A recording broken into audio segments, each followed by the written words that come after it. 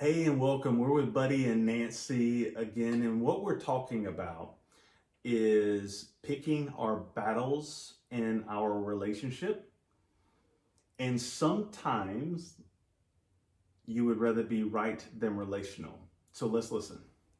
You can have a battle over anything, but you need to pick the battles that are most important Choose the best. and that have the most long-term effects that you want the results to be. And so I think a lot of time we get emotions get involved with picking our battles. I mean there are battles I think we need to have. I mean there are things that I think she needs to really understand how I feel about something. And hopefully there's truth and biblical basis to that. But I think there's sometimes that holding the stance just to be right. Yeah. I mean, I can remember having arguments knowing I was wrong, but I wasn't going to win. I wasn't going to lose this argument. Right. Yeah. And the whole time, and I'm thinking, why are you doing this? Yeah. What's the pleasure in doing it? There's some pleasure in fighting that battle. Yes. But it's not right. And so. Okay. So there are a lot of times, Adele, that I would much rather be right than loving. Me too. I would much rather be right than relational with you. And I want you to know how right I am, even if I'm wrong.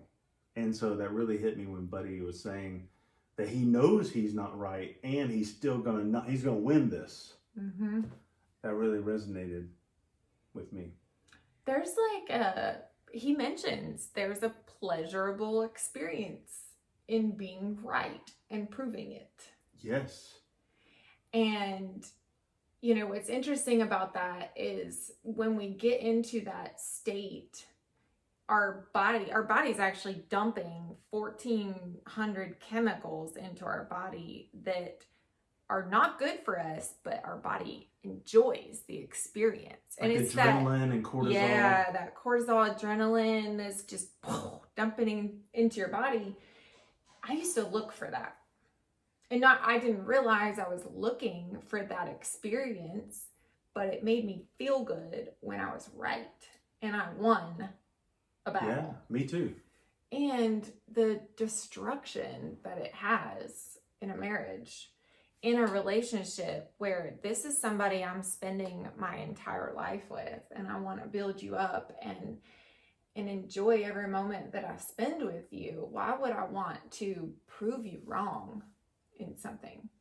Yeah, and why would you want to be around someone like me who always needs to be right? That just is not relational. That's not a loving relationship, and that's not conducive to a healthy marriage. Is always needing to be right.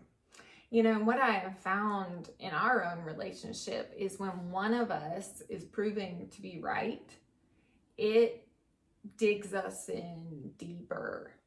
Because when you're pushing that you're right and I'm wrong, oh buddy, if I'm trying to be right too, I'm going to defend why I'm not wrong, which just perpetuates the triggers, the arguments, all of it, and the vortex that we've talked about.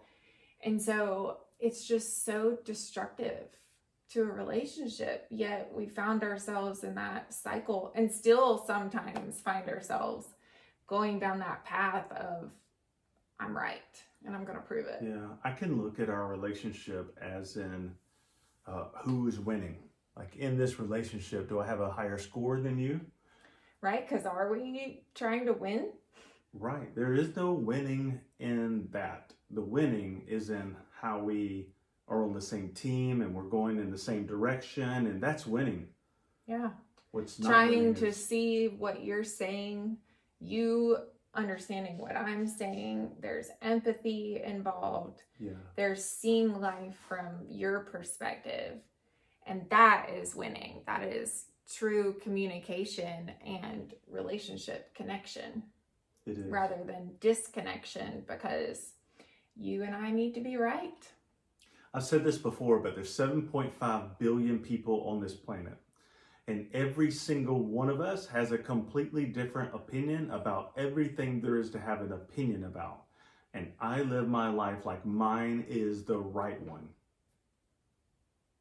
Or is it mine is the right one? Right. Thanks so much for joining our conversation today, and we look forward to many more. Talk to you later. Bye.